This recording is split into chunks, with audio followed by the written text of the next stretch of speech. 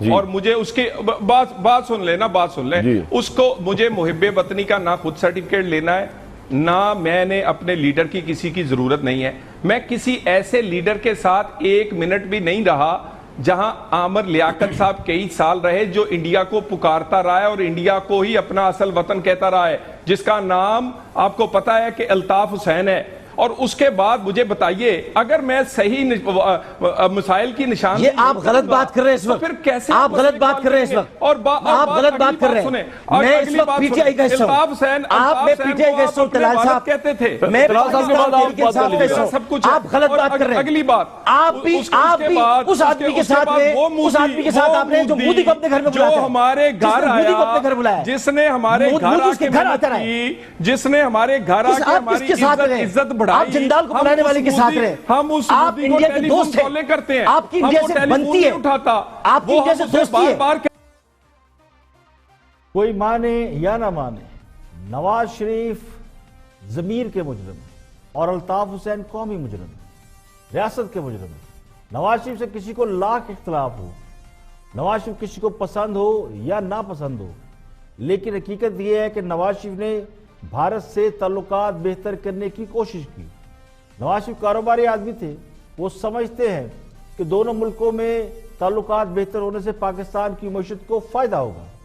مودی خود اپنے انٹرویو میں کہہ چکا ہے, اور یہ انٹرویو انٹرنیٹ پہ اویلیبل ہے, یوٹیوب پہ جا کے آپ دیکھ سکتے ہیں کہ مودی نے خود اپنے انٹرویو میں کہا کہ نواز شریف نے اس کو پاکستان نہیں بلایا تھا, لیکن وہ افغانستان جا رہے تھے اور افغانستان سے واپسی پر یعنی بھارت واپسی پر انہوں نے راستے میں نواز شریف کو فون کیا اور ان سے پوچھا کہ میاں صاحب اب کہاں ہیں, تو نواز شریف نے بتایا کہ ان کی نواسی کی شادی ہے جاتی عمرہ میں, اور اسی وقت انہوں نے مودی صاحب کو کہہ دیا کہ اگر وہ بھی آنا چاہے تو آ سکتے ہیں.